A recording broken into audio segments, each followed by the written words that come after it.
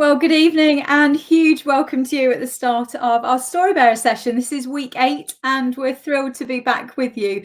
So whatever kind of day you've had, whether it's been eventful like mine with power cuts and Arsenal fans behind me cheering in the background and a day full of Zoom calls, then I really hope that you are enjoying your evening and thank you for joining us. How are you today, Sian?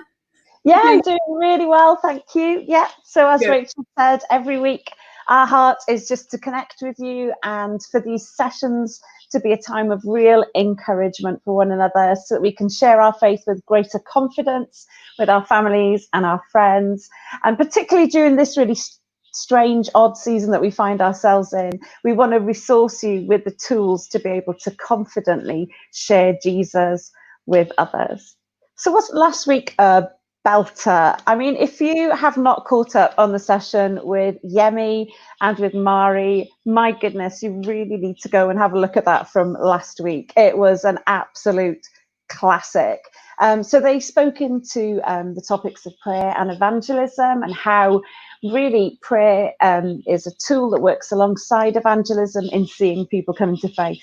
And if you haven't heard Yemi's testimony about his sister's healing, oh my goodness, you really need to go back and listen to last week's session. But to start tonight, we just want to tell you about a few other resources that we hope might be of an encouragement to you as you try and engage with people during this season. So yeah, let's do quick fire. Rachel, over to you. Brilliant. Well, we said a few weeks ago, for those of you who joined us, that we at the Evangelical Alliance, where Sian and I both work, we did what was called the Changing Church Survey. And we were really thrilled to hear from just under 1,000 of you as individuals or church leaders as to how you're navigating this season and what the needs are.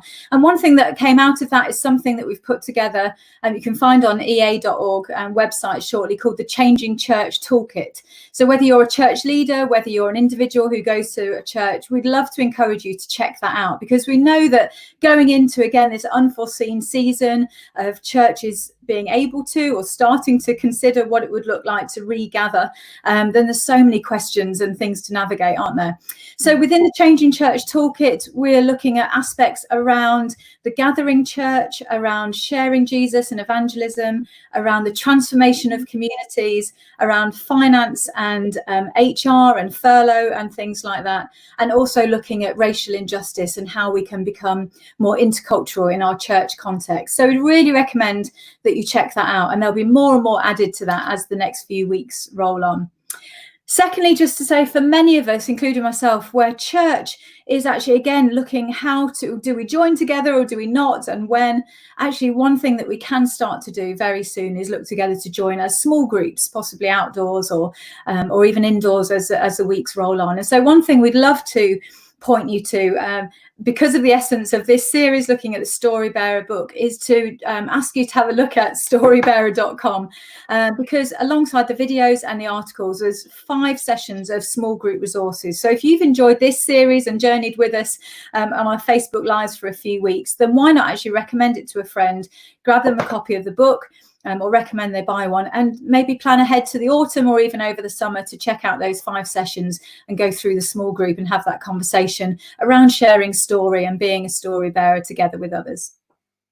Brilliant. And just to say that those resources are actually available in English and in Welsh. So pick your language or pick the other and pray for discernment, whichever is good with you. But just before we head into tonight's session, I would love to invite you at the start of tonight to consider joining us as a personal individual member of the Evangelical Alliance.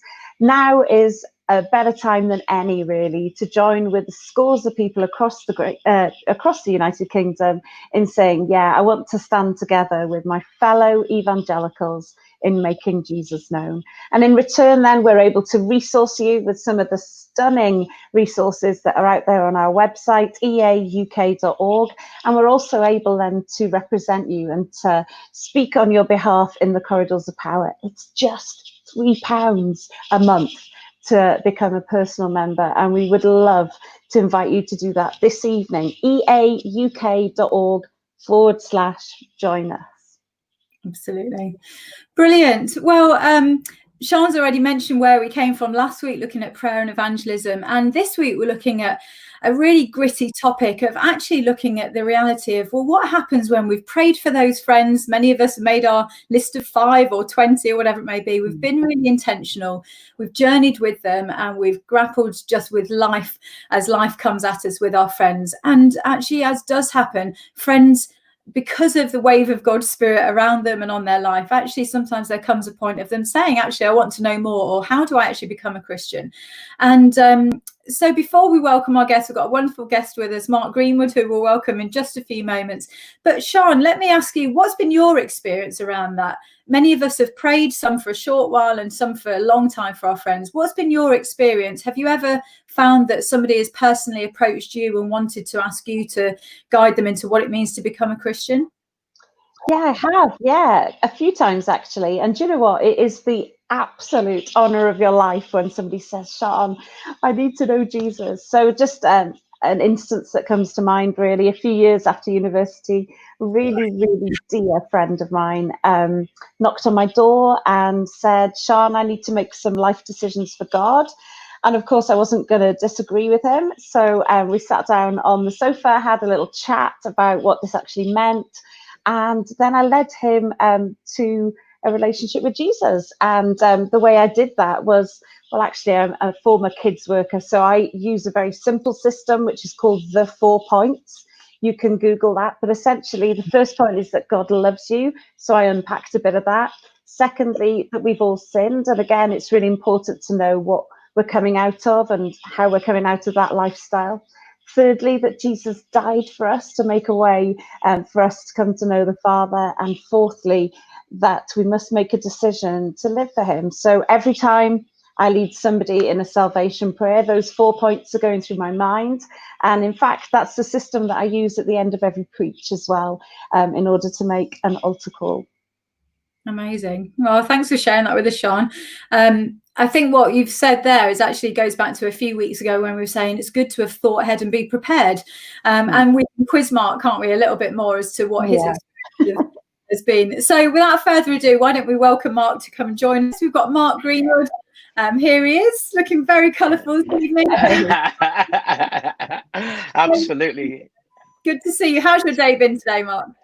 Yeah, it's been a busy one, like probably any other day, I guess. But it's been one of those in front of the computer days today. So I did 2 hours on a draft for an ebook, and then it was Zoom calls and such like all the rest of the day. So yeah, a little bit zoned, but that's all right. It's all good. Used to that feeling, haven't we? I think most of us are used to that feeling. Well, as just came up on the screen there, Mark, we're thrilled to have you with us. You are a national evangelist and the evangelism lead, as we know, for Elim Churches UK. Thanks again for your time.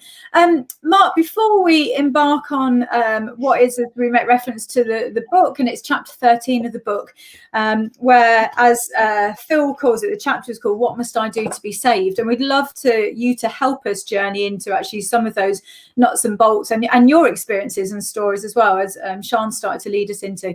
But before we go down that route, tell us a little bit about your experiences of lockdown. I'd love to know if you could recount sort of what's been some of the biggest challenge that you found, but also if you look back, what would you say is the biggest encouragement? No, absolutely. So okay, so I've not enjoyed it, if I'm really honest. I mean, I have enjoyed certain parts of it, but I'm an extreme extrovert, and so I've been twitching in the corner, quite frankly. Really missing people, really missing being out on the road. I can't remember a day in my life when I strung this, well, even 2 or 3 days together when I was just in an office in front of a computer. So that's that. If I'm really honest, I kind of feel like I should be a big boy. I'm 50. I'm a leader in the church. I feel like I should be handling it a lot better. But honestly, I'm not doing very well with it, really. We've coined a phrase in Elim, which I don't know if it's unique to Elim, called the Corona coaster, because sometimes you're up and sometimes you're down. So yeah, so that's been challenging, but good stuff. For us as a movement, we've been looking at how we can be strategic online with our evangelism. So that's been really exciting. I've had masses of conversations with my friends. And what's been really significant, most of my life I spend with people that aren't Christians, because it's like when I get to heaven, I'm going to spend all the time with Christians. So I thought I'm going to spend more time with people that aren't Christians whilst I'm down here, really. And I would say some of the same questions are being asked, but they're being asked more frequently. And I would also say that people are more willing to listen to the answers. So that's been really good. And I've lost 1.5 stone in weight, and I've started a home allotment. So there you go. That's some good stuff. Sounds like you've had an all-round productive time. Amazing. It has. It's been good. It's been good. I should be smiling a lot more, really. Yeah. Well, some good habits that you've taken up there by the sound of it. And the allotment sounds intriguing. Yeah. Just brilliant, like you said. I'm sure lots of people can resonate with the fact that you've had lots of conversations with people, whether that's just purely friendship conversations, but as you said, the openness that people have to more readily maybe go deeper into conversations, questions about life or mortality, and things that actually being in this difficult and challenging season have thrown up. I'd love to ask you, my guess is that for some people who might be watching, our heart in this is to really breed confidence in people. But for some people, it may be that even when we start to talk about, well, how might you lead someone to Jesus, they might immediately shut off and just think, well, that's never going to be me. I wouldn't have the confidence to do it, or I don't feel that anyone would want to ask me. What would your immediate response be to somebody who might think that they wouldn't possibly be part of somebody's journey in that way? What's been your experience of how maybe you've trained or challenged others that any differently to that? Yeah, I can say something that might sound like I'm contradicting the theme, but I'm not. And I will pick up on leading people to Christ. But I think one of the things I think that causes people the most pressure in terms of sharing faith is the fear of failure. So I just tried to encourage people, look, set out to converse, not to convert. Set out to converse, not to convert, because we can't create conversions, but we can create journey. We can't create souls, but we can create conversation. So first of all, I think it's really important that we just set out to chat with people, share our faith with people where it's appropriate, knowing how much to say, when to say it. Because I do think this, I remember being in a meeting, and like, I'm an evangelist. I don't have any problem talking about my faith, whether it's personally or professionally, for want of a better phrase. But this guy preached, and he was, and I know what he's trying to do. He's trying to challenge people. But what he said was, when was the last time you led somebody to Christ? Well, I just don't think that's a really helpful question. Now, a question like, when did you last tell your story? When did you last share your faith? When did you last invite somebody along to Alpha, for example, or something like that? That is a really valid question to ask us. But when did you last lead somebody to Christ? I think that's a bit of a heavy one, because my understanding is, and this actually releases me to invite people to receive Christ. My understanding is that it's God who convicts people of their need of him. And so I always go on that basis. So Jesus in the Great Commission said, all authority in heaven and earth has been given to me. So wherever you go, make disciples of all nations. So it's like Jesus just reminded, look, I'm the one with all the authority and power. And so with that in mind, wherever you go, just make disciples. So I think I'd want to say to people, first of all, is it's not down to us to make somebody become a Christian. I think that's a really, really important thing. But let's be open to God using us to lead people to him. Don't lose sight of that, but don't let that be a pressure on you. I think is a really, really important thing to say to people. That's so freeing, so releasing. Thanks, Mark. No, that's cool. You've written a book called Big Yes, Little Yes, Healthy Maybe. So we were just wondering if you could please just unpack those three concepts for us a little bit, because it sounds like that connects with what you've just been unwrapping for us. Yeah, so I really feel as an evangelist, I've kind of got two, I suppose, key passions, really, key things that I feel God has kind of deposited into me. The first one is equipping. So 50% of all I do has, and as I was, even before I took up this role with Elim, when I was an itinerant evangelist, 50% of my diary was all about training people and equipping people share their faith, whether it was with their mates, with people of other faiths, whatever it was. So that's equipping's really passionate that I've got. But the other thing that I really feel God's kind of quickened in my spirit, and I would be a little bit bold, if I may be, to say that I feel God's given me some insights for, and that is the whole process by which people come to faith. Now, there's long been a debate in the church. Is it process? Is it crisis? In other words, is it like journey or is it decision? Well, it's the same as it's always been and always will be. It's both and. And I think we need to understand that journey. If we don't understand the journey by which people come to faith, it makes it really difficult for us to inform the discipleship pathway for them. And because everybody's process, everybody's journey is very, very different. So I was kind of carrying this for years. And along with that, this real kind of, I started out 32 years ago and I started doing some stuff in schools. And my big sort of plea to the young people, particularly, I did a lot in secondary schools and sixth form, was, look, don't make a decision about Christianity without investigating and finding out what it is, because actually you think you're rejecting it, but your decision to reject it has no integrity because you've not looked into it. You don't actually know what you're rejecting. So I carried this thing of just look closer, have a closer look. And then if you decide it's not for you, fine. I mean, obviously inside I'm devastated, but at least they've looked into it. So I carried that for years and years and years. So in my evangelistic preaching, I kind of always had this tension that I'd give people an opportunity to respond to Christ, but what about the rest of those people? Because I've always believed it's a journey, and whether that's have a closer look, let me try and change your perceptions of it, or whether it's investigate. So I prayed about it for years and years and years, and I almost felt like it could look, if I stand up and preach an evangelistic message and then I say to somebody, right, for those of you who become Christians, come and see us, we've got some stuff for you, we'd love to help you on that journey. But for those of you who are not ready to do that, it's like, just chat to your friends. And I thought it looked like we're not really bothered about you. Do you know what I mean? I mean, I know we're not saying that, hopefully, but it could appear like that. And again, I'm always trying to change the perceptions that people have of Christianity or not enforce them. So I kind of carried this tension for years. And then quite literally, I was doing an evangelistic appeal probably about 8 years ago now. And I'd embedded this kind of culture of journey into churches. And I honestly believe it was the Holy Spirit. These words just came out that I led people to make a decision and then said, I guess it's a bit like you're saying, kind of a big yes to God. So we did that, did all the usual kind of sort of traditional stuff. And then I just felt this language nudging me, the Spirit nudging me. And I said, but it might be that you're here today. You're saying you're not really ready to kind of make that big decision to God.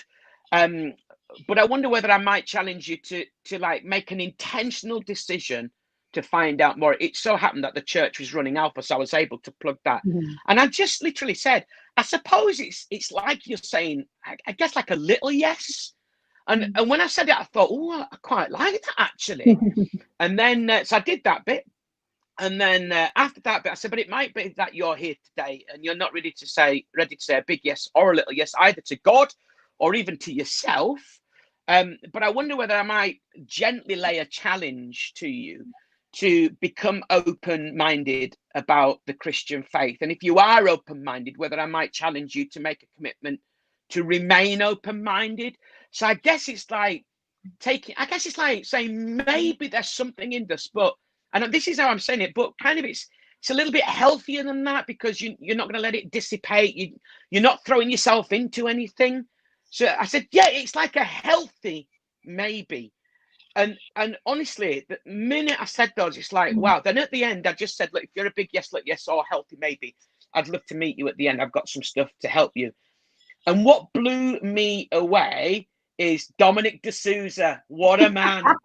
Thank you so much. He has to say that because he's one of my big bosses. All right. So there you go. Pastor as well. There you go. He has to cheer us on. But no, he He's very genuine. He wouldn't say anything because he has to. Thanks, Dominic. He's just wanting a cut of the profits. That's what it is. But here's the interesting thing, and this blew me away. This really blew me away.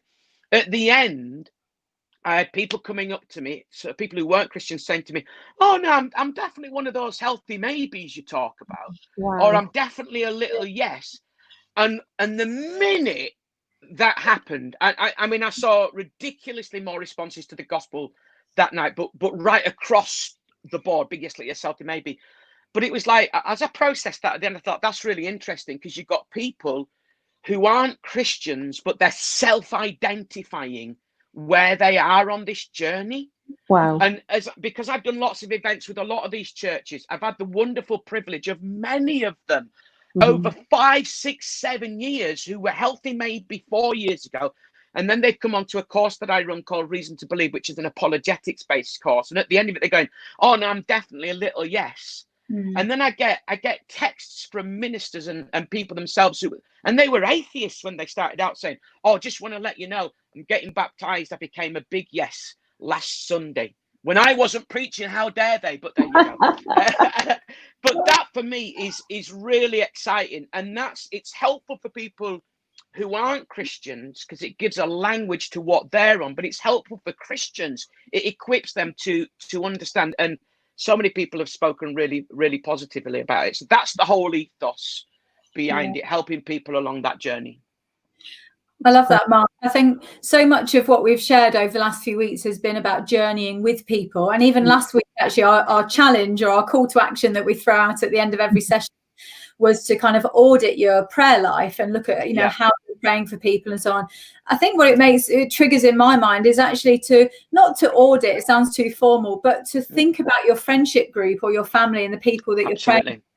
And like you said, actually, rather than thinking, "Oh, are they ready to pray a commitment prayer?" But like I said, so helpful, I find, for me as well, to think, who are those people in my life that I think would be the little yeses or closer to big, but also the healthy maybes. And for me to pray with intentionally, well, God, how are you going to use me to help them draw closer to you, to go from that healthy maybe to the little yes? And that's really helpful. So baby steps almost that don't seem too intimidating to us maybe, but still give us that sense of intentional journey of asking God to be on the move. Yeah, as well. And I think, Rachel, I was coming back from it was actually a Hope Together meeting in London. I was coming back on the train and I was chatting to this lady who was in marketing, and we kind of just got involved in conversation, as you do. And she said, "Oh, what do you do then?" I said, "Well, I'm in a very kind of similar job to you, but a bit different as well." She said, "Oh, what's that?" I said, "Well, I'm marketing the Christian faith." And she said, "Oh, well, I'm really fascinated in that." Now, obviously, I don't see it as marketing, in case any Christians are listening and thinking thinking it's a sales pitch. This is just language, isn't it, to help people who aren't Jesus's followers. And she said to me, she said, "Oh, I'm really fascinated by that." I said, "Well, look, this is how it works. You'll be aware more than anybody that half the battle is convincing those people that the product that you've got, that can change their life, but they don't think they need it." She said, yeah. I said, "So you'd be crazy to just say, look, have it now or not at all. That would be a bad marketing approach. That's people that sell, conservatories that do that." She said, yeah. "So how do you do it?" So I introduced and talked her through the big yes, little yes, healthy maybe. And she said, "I love that." I said, "I know you do. I thought you would do." And then I said to her, just out of interest, "Which are you?" And she said, probably healthy maybe. I said, "Great. So what would stop you becoming a little yes?" And she said to me, "I guess it's more like I wouldn't really know what to do to get there." Wow. So I said to her, if I could say to you, because I think I know how I can get you there, would you be up for coming on a bit of a journey? She said, yeah. I said, "Well, look, let's not talk about it now, because like she's almost getting off at Leamington Spa and I'm going to Kenilworth.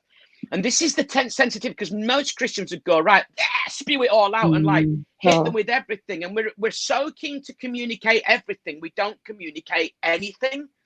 So that's the problem. So I said, how about if we was just to meet up over coffee, and I think I can help you a lot. So we did. We met up, and she's kind of, as often with a little yes, it's probably going to be a long journey. But I think that's as much about leading people to Christ, towards Christ, as it is kneeling down and weeping them with them and singing "Just as I Am" without one plea. I think it's like that's just as crucial a part of leading somebody to Christ. I think really important. Absolutely. Yeah. Amazing. Thanks so much, Mark. So just to kind of conclude with you, if you could give us sort of 5 top tips, just to equip us and to give us some confidence to keep on praying, to keep on being intentional, what would they be? Okay, so you keep check of the numbers, because I'm not very good with numbers. I've got an unclassified in maths. Okay, so let's go for first one. Let's make it right up to speed now. So many churches, when they're doing their live stream services, their ministers are encouraging them to send the link to the service, which I'm 100% up for. But I would encourage you to strengthen the link, not just send one. So we need to build relationally as much in this lockdown season as possible. So I've done a number of things to do that. I've done it online with my friends, but as lockdowns eased a little bit, so I've organised for a mobile barista to come into my street. And on Friday at 12 o'clock, it looks like I'm just doing it for evangelism, but I'm desperate for a decent coffee, to be honest with you. But this mobile barista comes into our street and serves us all coffee. I paid for the first few weeks, cost me a fortune. But now we're all just meeting in the street and having coffee, and that's fantastic. And what was really interesting is the mobile barista last Friday said to me, "When are you doing another book?" I went, "How did you know about my book?" He said, "I saw it on Amazon. I've ordered it on Kindle." He's not a Christian. Wow. So I said to him, "Mate, you should have said I'll give you a freebie." So this is a guy who's been constantly making bigger the fact that he's an atheist. And he said things to me like, "If you knew my life back in the day," he said, "you wouldn't want anything to do with it." And I've just said to him, I said, because I'm a bit cheeky really, I said, "Mate, I've met much worse than you. And they've all become Christians." So it's like, so build, strengthen the link, don't just send one. But then also understand that for one person, you need a lot more bounce with them, and other people you need to just tread really gently. So it's really important that we try and understand where every person's at, and that only comes really when you spend time with them. That only comes when you ask questions. So strengthen the link, don't just send one. Do that by asking questions. That's 2. I would say, Rachel, you picked up on it, but actually I would really, really encourage people to do this, to have a little look at where your friends are on that journey. Where are they in that big yes, little yes, healthy maybe? And then try and build into that and try and help them and try and have a conversation with them and say, "Look, where are you?" Introduce them to big yes, little yes, healthy maybe. Where are you on this journey? And what would it take, or what would stop you moving them along? And then I will come back to that whole of leading a person to Christ, because actually we get really stressed out about whether a person's going to want to become a Christian. You've had an amazing conversation with somebody. We don't need to pray for a word of knowledge. We don't need a prophecy. We don't need a prayer meeting. I have come up with a really simple way of finding out whether people want to become a Christian, and I ask them. You have an amazing conversation with people and then don't ask them if they want to become a Christian. And that's a little bit like taking them to Costa Coffee, buying a coffee yourself and assuming they don't want one. What's that? No, you want to ask them, would you like one? So do you want to become a Christian? So let's not make the decision for them because we think they might not want it. So that, how many is that? I have no idea, but that was absolute quality. So thank you, Mark. Are we there? Have we got there? I have no idea. Those are brilliant tips. Excellent. Yeah, amazing. So, I mean, thanks so much, Mark. I think there was some nuggets that people in the comments are picking up on. And do let me encourage you, if there's something that Mark said that really strikes you, do whack it in the comments for us. We'd love to see. I think the moment for me particularly, Mark, was when you said it's about conversing, not just converting. I think that's brilliant. Yeah. Picked up on that. Oh, Chris has picked us up. That's the first time an evangelist has ever underestimated a number, isn't it? So on that note, I'm going to come back to you, Mark, then, and ask if you could encourage me for one more. If you could encourage people, just give a word of encouragement, how people can really go for it in their own personal style, in their own friendship groups. What would be your word of encouragement for us today in this season? Go. Number 5. Number 5. So here you go. So go for it. I think there's a greater openness to the gospel. So those conversations that I had with my friends that I've been having in lockdown, some of them have gone on till 2 o'clock in the morning. And this is what I'm finding. They're asking the same questions, but they're asking them more frequently, and they're more willing to listen to my responses to their questions, because there's a greater openness, because we're not only in a COVID-19 crisis, but coming with that is kind of a bit of an existential crisis, really, that all the things that we've trusted on and depended upon have been eroded, and so people are more open. So here's my thing, though. Here's my concern. It's an encouragement, but it's a little caveat and a little concern, and then I'm going to couple it with something that your boss, Rachel, Gab, says, because I love it. Okay, so let's make sure that we are looking for the opportunity rather than being opportunistic. So there's a temptation for us to go, oh, there's this great openness, let's ignore any kind of sensitivity. And I would say, let's have the heart of an evangelist and the heart of a pastor inside us, so that we're caring and sharing. But we do need to, I'm going to get some brownie points here from Gav, because I really like that phrase. We need to be braver and kinder, but let's see the opportunity, but not be opportunistic. And I hope people can see the kind of difference between the two. So is that 5 now? That's 5. That's 5. And that was gold, Mark. Thank you so much. We're really grateful to you for joining us this evening and just imparting so much wisdom. Absolute gold. So thank you. We're going to say goodbye to you now, if that's okay. Thank you.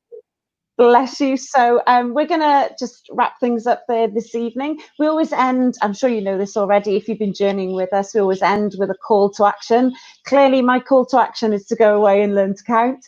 But just for us all, really, we're going to set ourselves a challenge this week, which is just a bit of reflection, really. Firstly, what would a healthy maybe look like in terms of our friends? What would that look like in practice? Secondly, how can we be facilitating small steps in other people's spiritual journeys? In other words, taking them from a healthy maybe to a small yes, or from a small yes to a big yes even. And then finally, how can we all follow up on people that have taken those smaller steps? So that's our call to action this week. Rach? Brilliant. So hopefully you'll put in your diary to join us next week, follow up on the call to action that Sian's just laid out for us. We're so grateful to have had Mark with us, but we'd love to invite you to join us for week 9 next week, when, as Mark said, our boss, Gavin Calver, will be coming to join us next week. And we'll be really looking at the story bearer content, but looking at how Gav will share his heart for how all of us, no matter who we are, can be braver, can be kinder, can step out to engage with the lives of others and see people come closer to Jesus, and across the nation to together make Jesus known, which is what we're all about. So do join us for that. All that remains to say is thank you again for joining us. Do connect with us on the Facebook group, in the comments, on eauk.org for some of those resources that we mentioned earlier. Think about becoming a member and adding your voice to ours to make Jesus known across the nation. And until then, have a wonderful rest of the week and weekend, and we look forward to seeing you next Wednesday at 8 o'clock. So take care. God bless. We'll see you then. Bye for now. Bye.